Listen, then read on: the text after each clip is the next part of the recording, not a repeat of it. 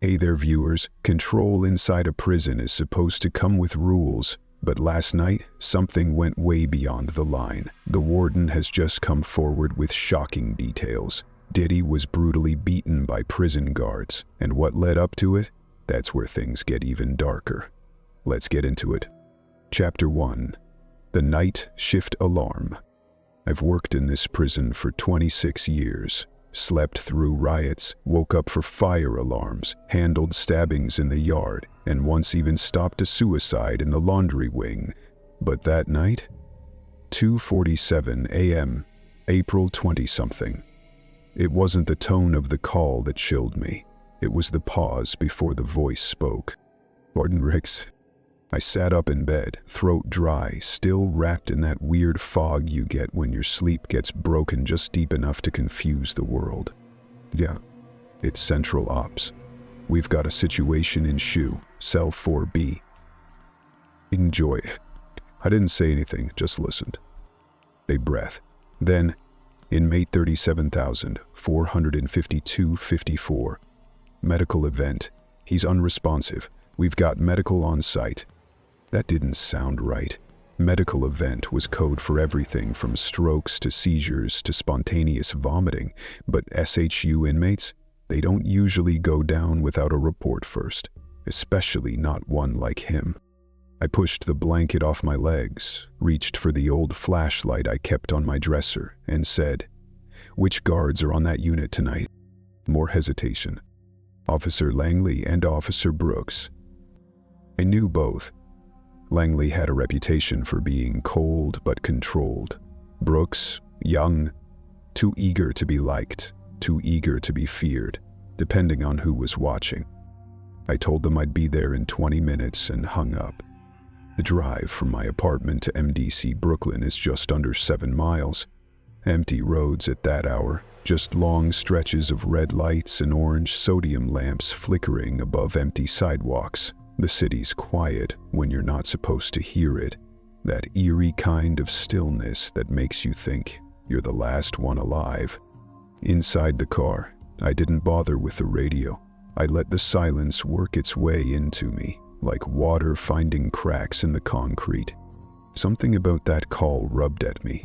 I'd been through 100 so-called medical events, but they didn't get reported like this, with that voice, with that pause. And inmate 37,452-54, everyone knew him. Even if you didn't know him as Diddy, you knew what kind of power followed him into this place. He didn't walk in like the others. He arrived, like something that had been extracted, not arrested. By the time I passed through security and climbed up toward SHU, I'd already gone through 2 explanations in my head. 1, accident. Real accident. He fell, he cracked his head, guards panicked. 2, they'd gone too far, said something, did something. He mouthed off, maybe pushed back, maybe he didn't, and they responded. Only one of those made sense. SHU is a cold place at night. Fluorescent lights that hum constantly, casting everything in sterile blue. The kind of light that turns skin into wax. When I walked in, the smell hit me first. Disinfectant, rubber, metal, but beneath that, blood. That iron tang that makes your throat clench if you breathe too deep.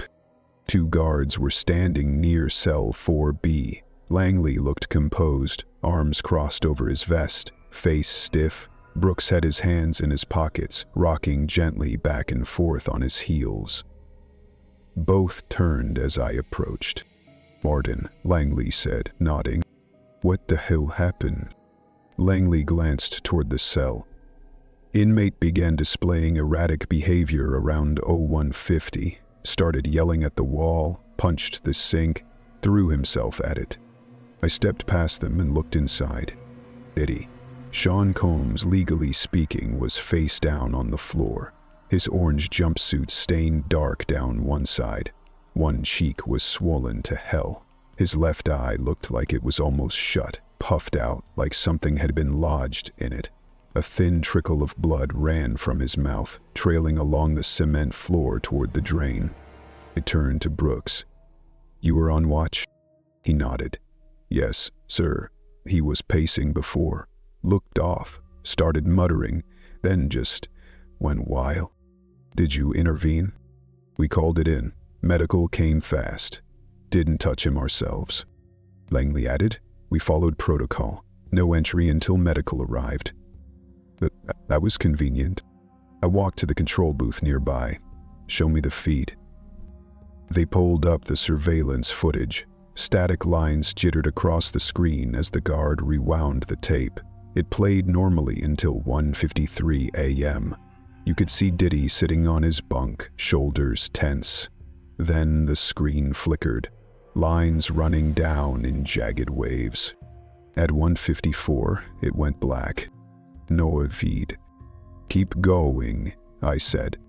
The footage resumed at 2:16 a.m. Diddy was on the floor, unmoving. No indication of what happened in between, just a blank window. "System update," the guard muttered. "We've had trouble with that feed all week." "Is it just this cell?" It looked like it. He didn't respond. Medical was already on Cecine, and I followed the stretcher as they wheeled him out. He hadn't made a sound. His fingers twitched now and then. His breathing was slow, but there. Walked beside them, his hand, limp by his side, suddenly moved. Just for a second, grabbed my wrist. Weak, like a bird pecking at your palm. I looked down. His eyes were open, barely. Blood pooled in one corner. But he looked at me. Just a flicker. It wasn't a thank you or a plea. It was more like, "Don't let them rewrite this." Then his fingers slipped free. The medic didn't even glance up. "Possible concussion.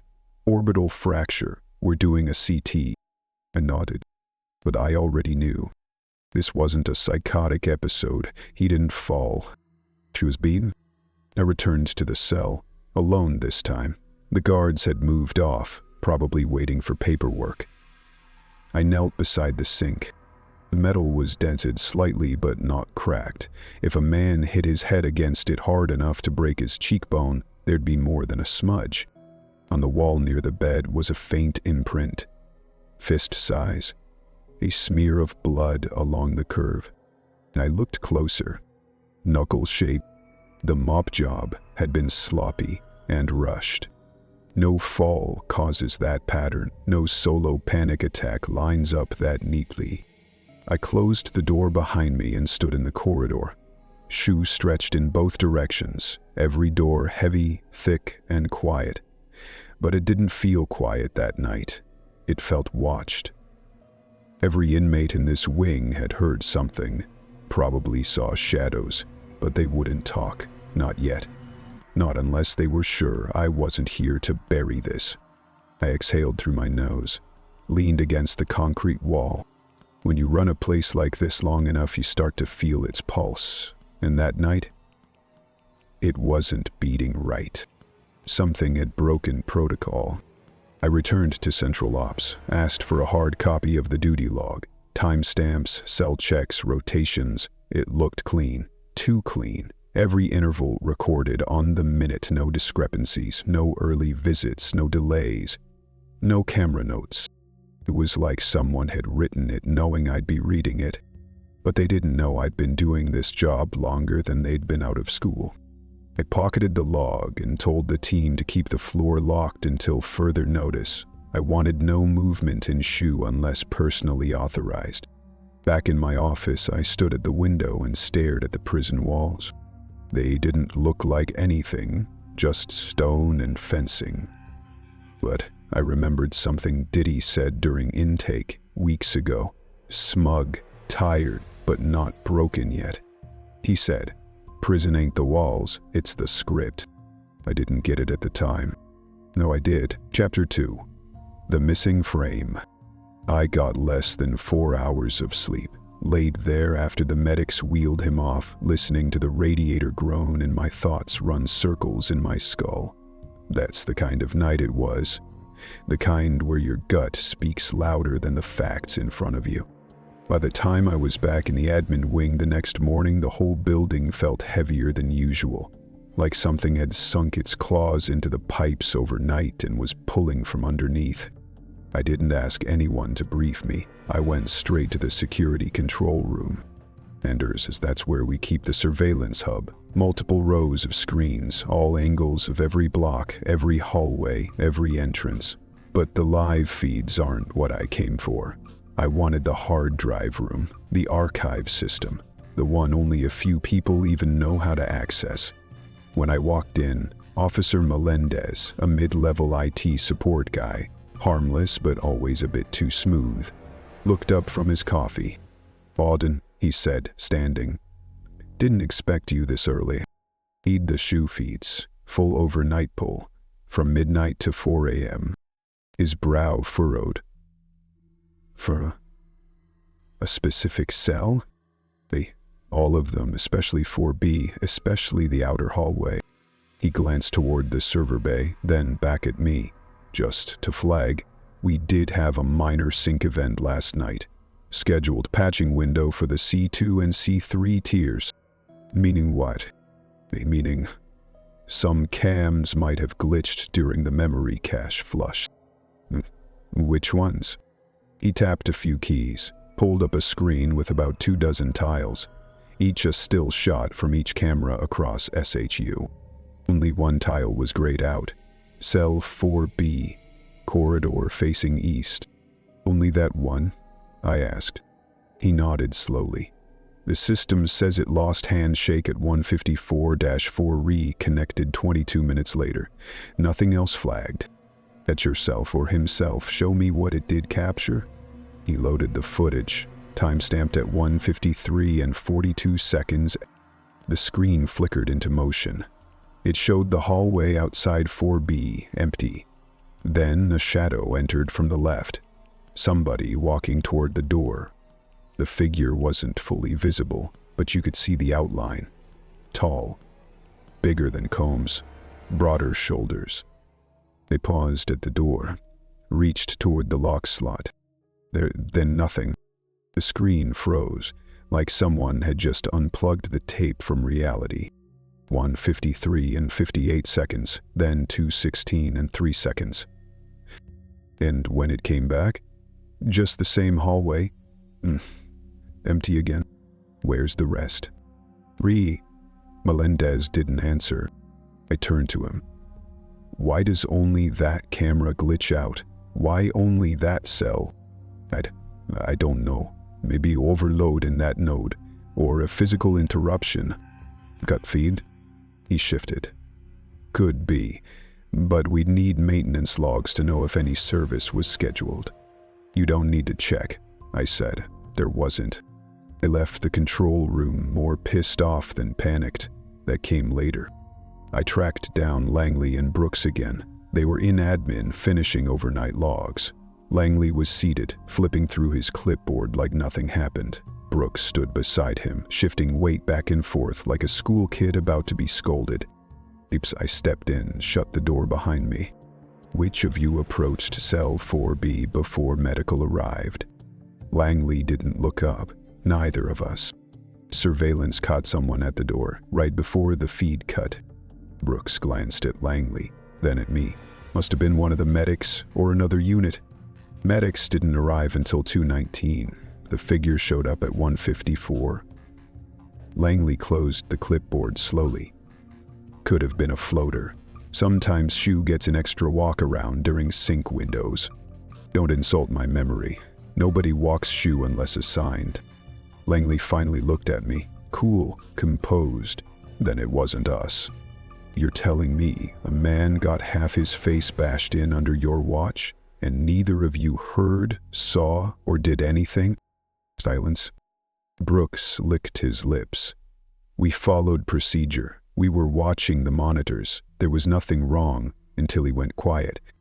I stepped forward, just close enough to feel them both flinch. "You don't have to lie to my face, but you better not lie in a report, because if your name is attached to this and it turns out you were involved, I will make sure you lose more than a badge." Langley's jaw tightened, but he didn't respond. I didn't press. Not yet. Back in my office, I went digging. There's a digital maintenance log system. Everything from bulb replacements to camera resets gets tracked there. I pulled the last 72 hours from the shoe wing. No entries for the C2 or C3 tiers. But then I checked a separate tab, the Urgent Requests folder. That's where some officers sometimes submit priority tickets for infrastructure bugs without routing through IT. Sure enough, one came in, time-stamped 10:11 p.m. the night before. Paul Desink in shoe hallway, cell block 4B. Possible trip hazard. Recommend manual inspection. No technician ID, no supervisor signature, no follow-up. Just the words, manual inspection, and the hallway. The same hallway with the glitched footage? I printed it, folded the paper, wrote on the back in pen. Someone cut this feed on purpose.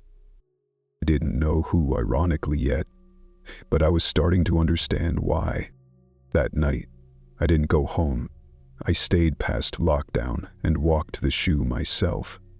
Flashlight in one hand, keys in the other. No one stops you when you're the warden, not even the ghosts. Every door looked the same. Thick, impenetrable, but inmates talk, even in isolation, especially when things get strange. When I passed cell 4D, a voice whispered through the vent, raspy, female. "They think we don't hear," she said, "but we always hear." I paused. Another voice, cell 4A this time, male, younger. "Your boy screamed like a siren last night. Then it went dead." I stepped closer. "Who screamed?" "You know who." I hesitated. "Did you press your emergency button?" "They shut us all down," he whispered. Whole panel went red. I hit the call button. Nothing. Lights dimmed. Like they cut the feed and the juice. That wasn't possible. Emergency call systems are battery-backed, independent from main power. They're designed not to go down. I made a note. Red panel, no alarm. Meaning, ops didn't get a scream, they didn't get a trigger. Because somebody wanted it quiet. Back at my desk, I replayed the missing footage again. Just those few seconds before the freeze. The figure approaching. A slight turn of their head like they knew they were on camera. That pause. That final step. Then blackout. I zoomed in. The uniform was indistinct, but the silhouette? Too broad for Diddy, too stiff for an inmate. But shot. It had a belt radio. A cigar. Someone inside the system. Someone trusted. I sat back, hands over my face, breathing deep. The building around me felt less like a facility and more like a stage now. Curtains drawn, spotlights turned, and somewhere off stage someone was pulling cables and stitching lies. And I was standing alone in the wings, watching it burn underfoot. Chapter 3. The medical file, no one sign. I got to the infirmary before breakfast rounds were done. The hall still smelled like antiseptic and reheated oatmeal, and the fluorescent lights above buzzed just enough to mess with your head. I nodded at the front desk nurse, one of the new hires, early 20s, fresh from certification, eyes too wide for this place. She waved me through without question. I don't usually go down there unless it's serious. Medical is in my domain. That's for the deputy warden and healthcare staff. But inmate 37,452-54 wasn't just another body on a cot. He was the center of gravity, whether people admitted it or not. They had him isolated in room 3B, private observation. I stopped outside the door and glanced through the narrow glass slit. He was on the bed, cuffed at the ankles, oxygen tubing in his nose. One side of his face looked like a rotten plum, deep purple bruising across the cheekbone, swelling around the eye, and a thin bandage at the scalp's edge. His lips were split, crusted in dried blood. His arms lay at his sides like a dead weight, sedated probably, or still dazed from whatever happened. I knocked once and stepped in. Nurse Lena was inside, adjusting a monitor. Middle-aged, sharp-boned, usually no-nonsense. I'd known her for years. She didn't even glance up when I entered. "I need a rundown," I said. "Still out," she replied, voice flat. "Vitals stable. Head CT shows no internal bleed, but he's concussed. Jaw might need realignment or waiting on the dental consult." I stood at the foot of the bed, watching his chest rise and fall. The hand that had grabbed my wrist last night was slack now. Fingers swollen, bruised at the knuckles. Defensive wounds, maybe. What was the chart say? She handed me the tablet. I scrolled through. Cause of injury, self-inflicted trauma due to acute behavioral episode. I raised an eyebrow. She didn't say anything. Just kept her eyes on the monitor. "Does this look self-inflicted to you?" I asked, stepping closer. Lena hesitated. Just a beat. Then she lowered her voice. "Blunt force trauma. At an angle, not a fall, not unless he flung himself headfirst into the wall 3 or 4 times with military precision. Why isn't that noted?" I'm not the one writing the summary. That came from admin. I scrolled further. Admin meant someone up the chain decided what was being recorded. Already the story was being sculpted, shaped. I turned to leave, then paused. Who else was on rotation? She tensed. "You can say it." She glanced at the security mirror, then leaned closer. "Brooks brought him in, said he'd slipped. His nose was already broken. Blood everywhere. We asked for use of force forms. Never came. In the night nurse. Shift ended right before he arrived." "Anyone else?" She shook her head, then added, barely above a whisper. "You didn't hear this from me, but Melissa, night nurse, said he came in whispering something over and over, just 2 words. Not me. I found Melissa outside the med room talking to one of the aides. When she saw me, she froze, like I was holding a gun instead of a clipboard. Arbus. I pulled her aside. "I just want facts," I said. She looked around, then nodded once. "I can't talk about anything after midnight," she said quickly. "They told me not to speak about any overnight patients without direct authorization." "Who told you that?" She blinked. I don't remember his name." "That's convenient." It was a man I'd never seen before. Suit. Said he was part of external oversight. He wasn't wearing a badge. There's no such thing as random suits showing up unannounced at 3 a.m. unless something's wrong. And there's no external oversight rep who forgets to sign in. That much I knew. I didn't press her. Fear was already thick in her voice. But the fact that someone came in before I even arrived and told a nurse to stay silent, that wasn't just protocol. That was orchestration. Back in my office, I requested Diddy's medical history, just to see if this was an isolated event. What came back wasn't thin. It was incomplete. There were older notes, a sprained wrist from early March, a chipped molar during routine exercise, both treated, both unremarkable on their own. But buried deeper were undocumented injuries, hematoma on his ribs, bruising behind the ear, described in clinical language, sure, but with no incident reports attached, no witness statements. Just the phrase, patient, declined to explain cause of injury. One line stopped me cold. Observed agitation and erratic pacing, potential onset of psychosis, monitor for future escalation. No staff name, no timestamp, no login signature. Just the words, floating there like a ghost. I cross-checked the file with disciplinary logs. Diddy hadn't been flagged once for aggressive behavior. Not once since arrival. In fact, his record was unusually clean for an inmate of his notoriety. Kept to himself, refused group meals, participated in no altercations, no contraband, no verbal infractions. Yet here was a report trying to paint him as volatile. I flipped through older reports.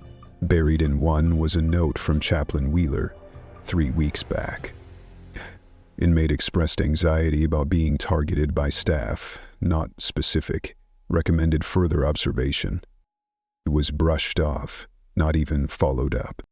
Now I was seeing the full shape of it. They were building a case from both ends. Medical language on one side, behavioral flags on the other. Subtle, almost invisible, but there. Were bearing a narrative. So when something finally did happen, no one would question it. I pulled up the SHU security logs again, just to be sure.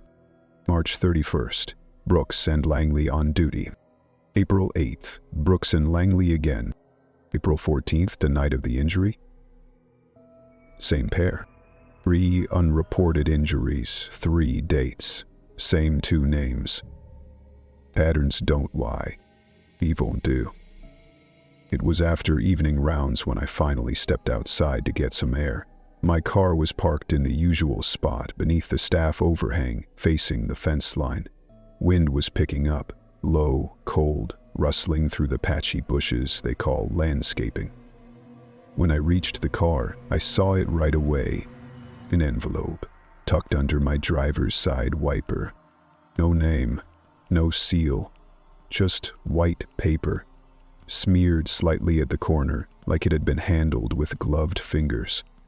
I opened it. Inside was a photo, a crumpled paper towel, soaked in blood. And nestled inside it, clear as day, was a tooth. Broken, root exposed, tipped in red. The timestamp was printed at the bottom. 2:03 IMN. I hated the blackout window. I stood there, unmoving, with the photo in my hand, and my back to the prison. No one could have gotten into that lot without clearance, which meant whoever left it wanted me to find it, wanted me to know. Not just that he'd been beaten, but that the story they were building was already in motion, already supported, already fabricated. I looked back toward the SHU wing. From this angle, it looked like any other concrete block, unremarkable, quiet. But it wasn't quiet inside. It was controlled. Chapter 4. The Red Door. I don't usually walk the sublevels unless something's leaking. The lower corridors of MDC Brooklyn. Anything beneath Tier 1 are leftovers from another time. Back when the place ran hotter, rougher. Before oversight audits and media attention forced everything upstairs into glass-walled offices and policy compliance sheets. Down there, you still find rusted pipes, caged bulbs, and memories. That photo, the one with the broken tooth, had a timestamp embedded in the corner. 2:03 IMN. I checked the nearest corridor logs. The SHU feeds were dark at that time, but there was another camera listed as Auxiliary Transfer Bay, Corridor B. Most don't even know that hallway still has live footage, but I did, because I signed the forms to have the power there rerouted 5 years ago after a maintenance worker fell through the flooring near the sump pit. They never sealed it off, just stopped acknowledging it. So that's where I went. The key for sub-level access was still hanging in my office, right behind the bookshelf where I keep old incident reports. I slipped it into my jacket pocket and told Central I was doing a structural inspection. No one questioned me. No one ever does when you sound tired and official. The stairs leading down smelled like mildew and copper. The light above the stairwell buzzed, flickering every fourth beat like it was wired to a dying heart. I counted 12 steps, turned the corner, and hit the corridor. It was colder down there. Always is.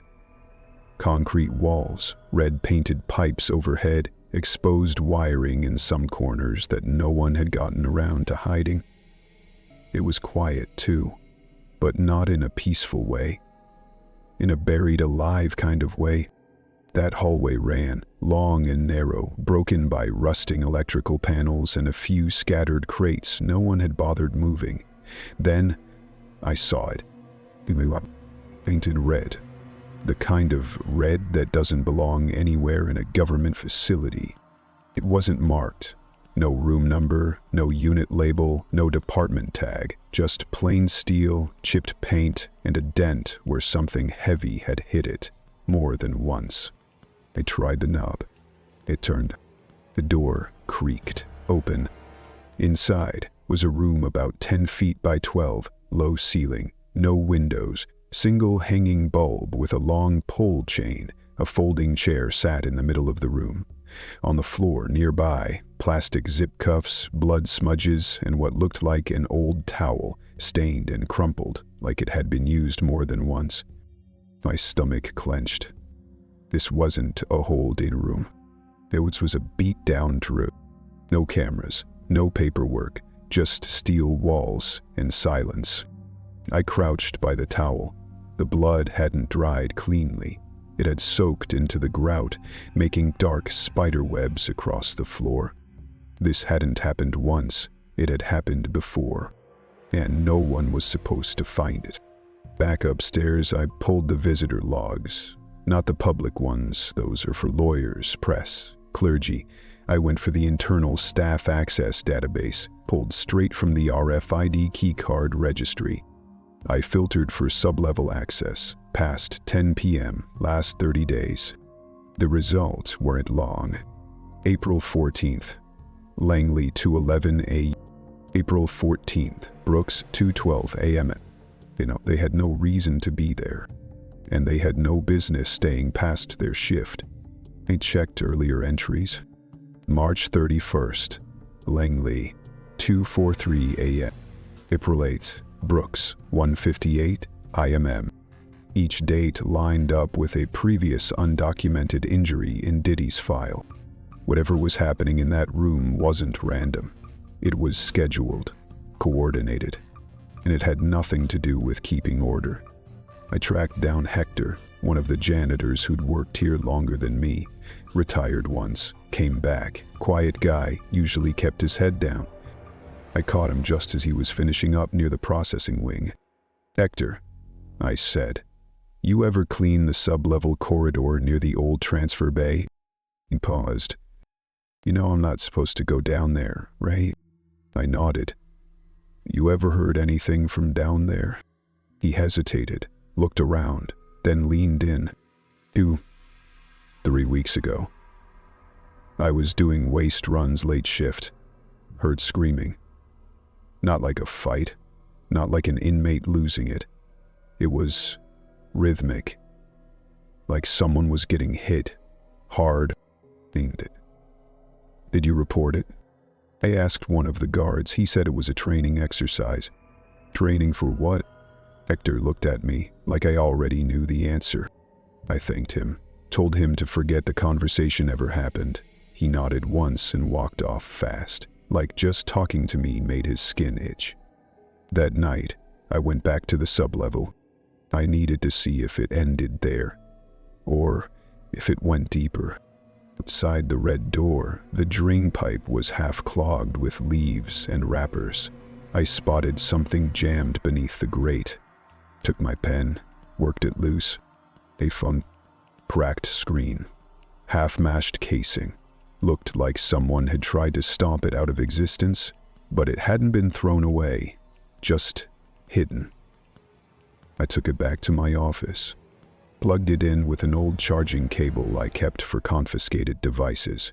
Took a few tries, but the screen lit up. No SIM. No signal. But I booted it. And there, on the home screen, was the background photo. It was him, Diddy, chip, sitting on the red folding chair, one eye swollen shut, blood on his temple. His wrists were cuffed in front of him. He looked straight into the camera, not pleading, just waiting. I stared at the screen for a long time, barely breathing. Who took that picture? Why didn't they delete it? And why leave it for me? I didn't sleep that night. I sat in my chair, staring at the phone, at the logs, at the photo, then at the printouts from the SHU feeds. Everything was connecting now.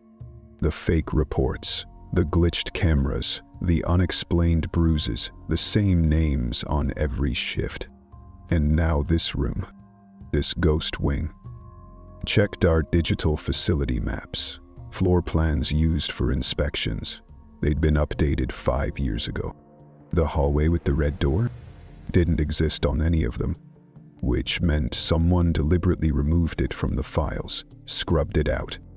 A disciplinary transfer zone reactivated, not for safety, but for secrecy. And the worst part?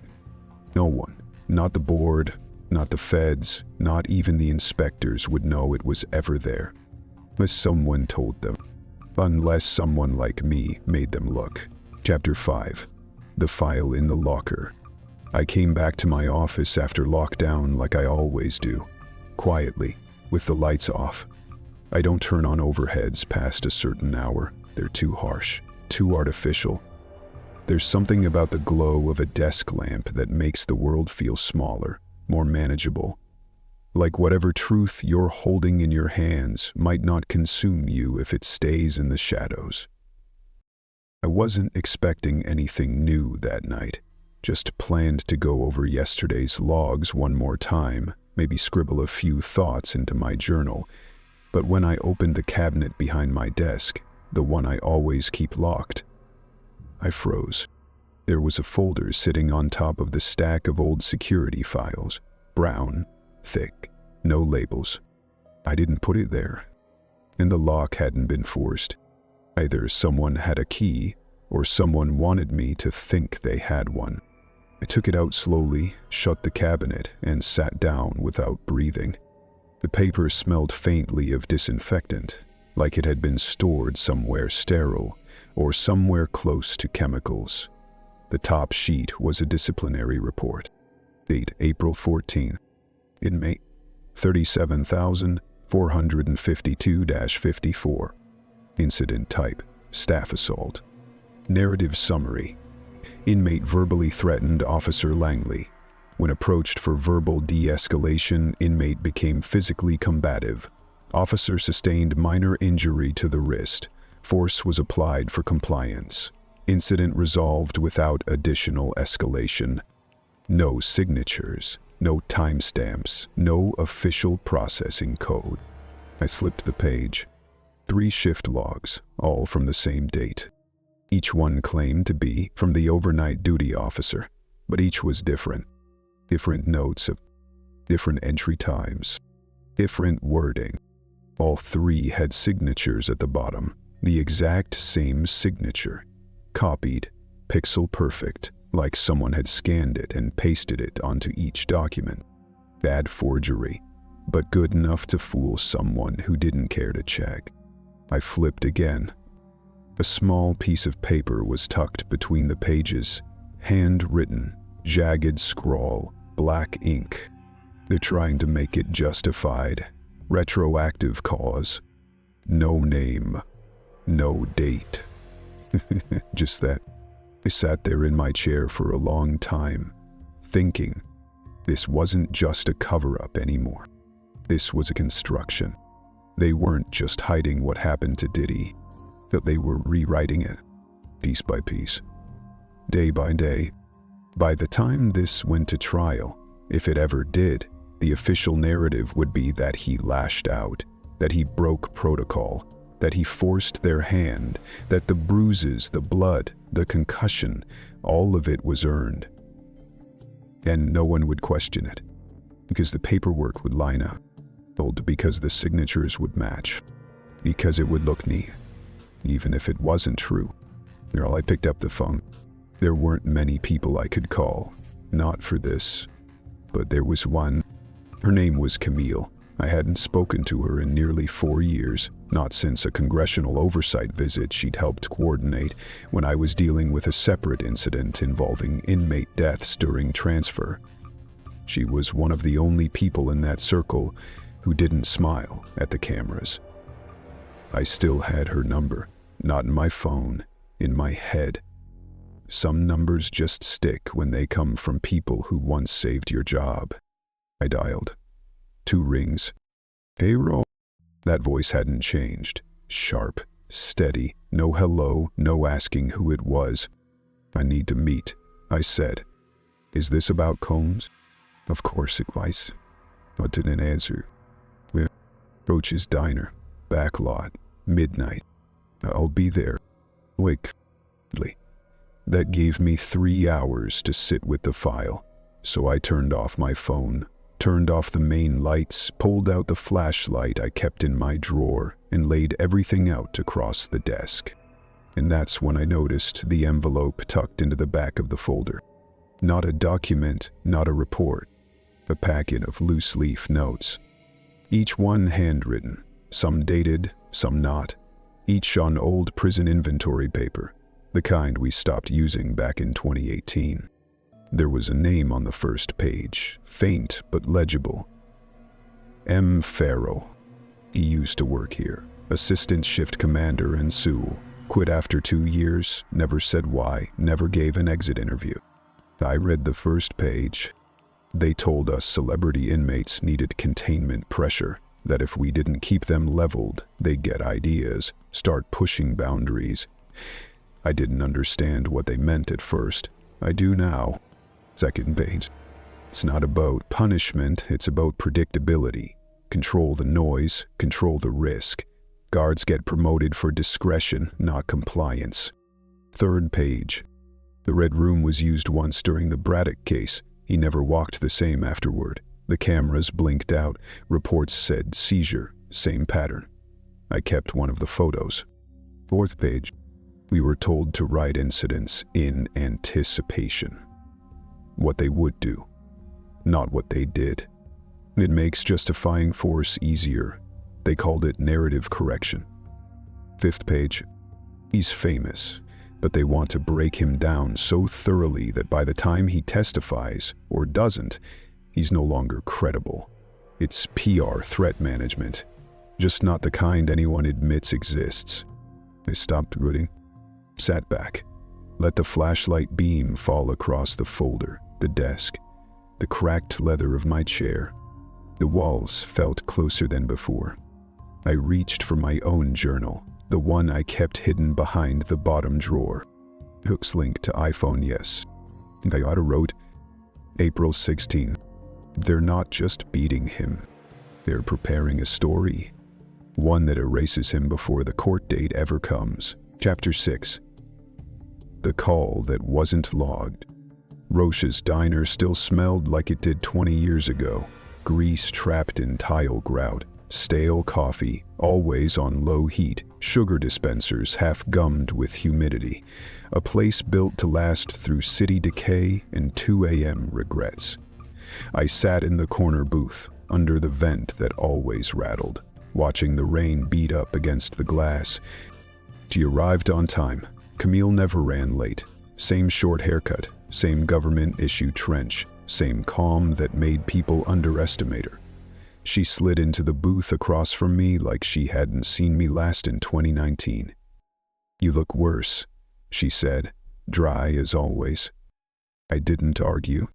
She ordered black coffee, nothing else.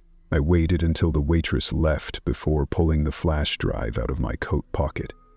The one I'd copied from the phone I found, the one with Diddy's photo, the faked reports, the scan of the unsigned logs. I've got fabricated paperwork, suppressed footage, medical misreporting, and a room that doesn't exist on modern schematics, I said. She didn't reach for the drive, just looked at me like she already knew. I've heard whispers, she said softly. This isn't isolated. I frowned. Meaning?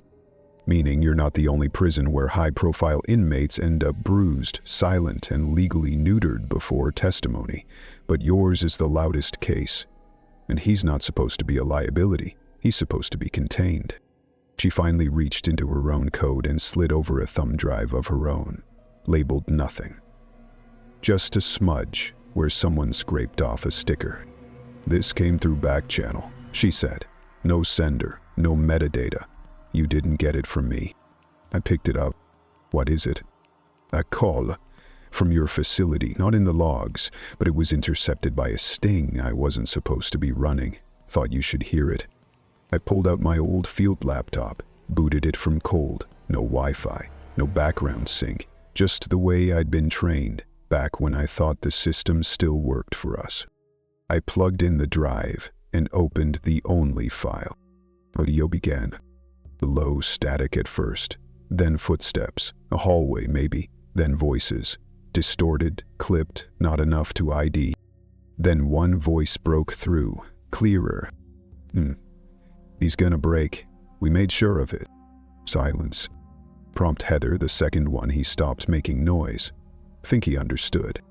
Then laughter. Short. Contained. Then nothing. I paused it. The distortion made it hard to place the voice, but not impossible. It was the way the man said, think. He understood. The rhythm, the slight dip in tone before the punch of that last word. I'd heard that same rhythm in the hallway outside SHU 2 weeks ago, when Langley tried to explain why a man with no history of violence had a broken rib. My jaw tightened. "Can't use it in court," Camille said. "No origin data, no admissible trail. But it's real. We confirmed the architecture matches MDC's comms array. So it gained from us." "Undoubtedly." I nodded, slowly. "You're in the middle of something bigger, Harold. Bigger than just bruises and bad logs. They're managing a narrative, nationally, coordinated through a chain no one admits exists. And the point?" She looked out the window, rain tapping hard now. "The point is, he's too visible, too connected. They can't kill him. So they're erasing him in pieces." She pushed her coffee away and stood. "You didn't get that file. You didn't see me." Then she was gone. I drove home in silence. No radio, just the slap of wipers and the echo of that voice in my head. We made sure of it. The streets were mostly empty. Street lights humming like dying bugs.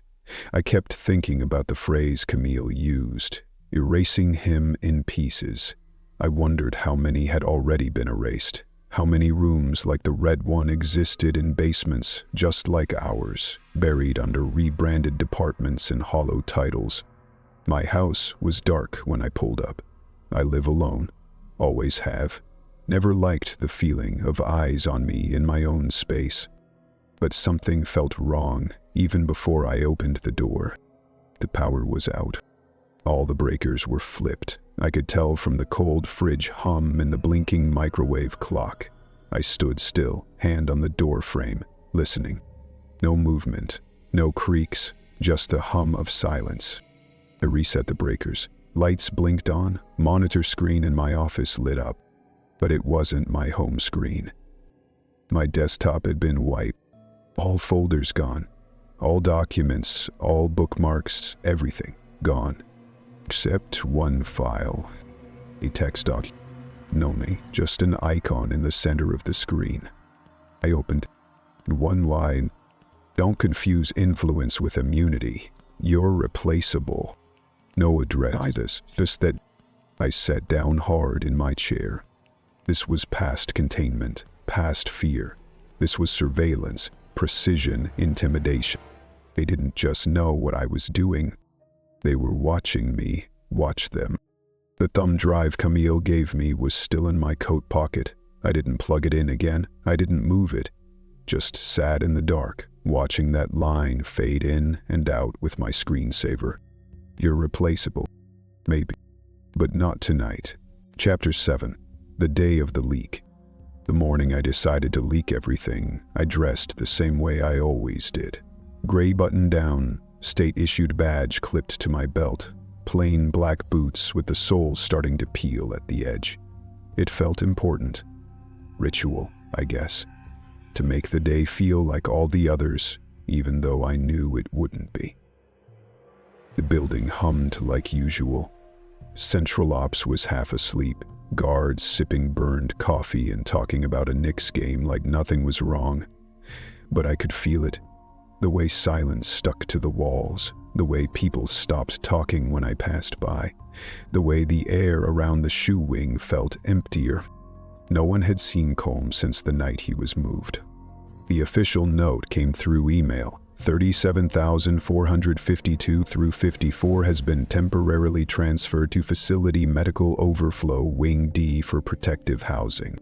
Problem was, we didn't have a Wing D. And medical overflow wasn't real either, just code for unlisted custody. That was the final piece I needed. I went back to my office, pulled the lock drawer open one last time. Inside were the printouts, the tampered shift logs, the unsigned disciplinary report, the audio transcript Camille gave me, the security logs showing repeated entries into the red corridor. Photos of the beatdown room, the photo of Diddy on the chair, the tooth. I had the video too, what little there was of it. Footage of the figure approaching the cell, of the sudden blackout, of nothing at all. But nothing was the point. I gathered it all, scanned and digitized everything, then encrypted it and loaded it onto a flash drive with no label, no metadata. I'd been holding on to an address for a long time, an independent journalist I'd trusted, not because I knew them personally, but because I'd seen the fallout from one of their stories 5 years back. They'd taken down a Midwestern sheriff's department over missing inmates and sealed court files. No sponsors, no fear. I used a burner laptop and a VPN routed through 4 hops. I typed the message. If you receive this, make copies. If you believe it, tell it. If you fear it, you're already part of it. Recording attached to the drive contents. Inside it. Then I smashed the laptop to pieces in the sink, poured bleach over the battery, and flushed the drive adapter. Took 3 hours. 3. That's how fast the world turns when it wants to spin. By the time I got back from SHU for mid-morning headcount, the first headline had already dropped. Zetinskaya Frock W. Doe. From shop seller, abusive clothes houses of the inmate prisons. Following late August 23rd. Then came the follow-ups. Source claims beatings took place in unlisted room. Video still missing. Officials silent on redacted footage. But the real blow came from Colm's legal team. A single cryptic statement. Our client has sustained life-threatening injuries while in federal custody. All legal pathways are now being explored. That was it. No photos, no video, no details. Enough to ignite everything. The prison went into immediate response mode. Official email from the Bureau's regional director landed in my inbox before noon. You are hereby placed on paid administrative leave pending internal review. My keys were collected by a captain who wouldn't look me in the eye. My badge was scanned and voided. My office was locked behind me. 2 security staff followed me down the hallway, not escorting me, just close enough to remind me, you're not in control anymore. I drove aimlessly for an hour, couldn't go home, not after the last file that appeared on my computer, not after that text, you're replaceable. Still, I found myself circling back toward my street. Parked 1 block away, watched the front of my house from a distance. That's when I got the call. No number, just a voice flat and calm. Don't go home, Hal. They're watching your family now. That was all. I didn't call back. Didn't even blink. Just turned the car around and drove. I checked into a motel 2 counties out, paid in cash, didn't use my name. I knew enough to stay off radar for a while, let the media storm bury itself, let the panic settle. The motel was the kind that hadn't been updated since the late 90s. Floral sheaths, buzzing light above the mirror, carpet that smelled faintly of mildew and lemon cleaner. But it had a bed, a lock, and no shared walls. I dropped my bag on the chair and sat at the edge of the mattress. I hadn't heard anything from Combs, not directly. No letters, no messages. But something about that photo stuck with me. The one on the phone. Him on the chair, looking into the lens like he knew the story wouldn't survive unless someone kept it breathing. Maybe that was the whole point. They didn't need to kill him. They just needed to silence him. The rest would be done by the paperwork, the bureaucracy, the right phrases whispered into the right ears. That night, I wrote one last entry in my journal. April 18. I did what I could. I leaked the rot, not to save him. Maybe that's too late. But to prove someone noticed. Then I tucked the journal into the lining of my suitcase, burned the loose scraps, laid down on the bed, staring at the ceiling while the motel air conditioner coughed every few minutes. Fleet didn't con, but fear did. Feared for the first time since I took this job. I knew I wasn't afraid of losing it. Was afraid of what might crawl in to replace me. Chapter 8. The final testimony. They flew me in on a Tuesday morning, 2 agents, plain clothes, polite but quiet. I didn't ask which branch they were from. Didn't ask where we were headed either. I already knew.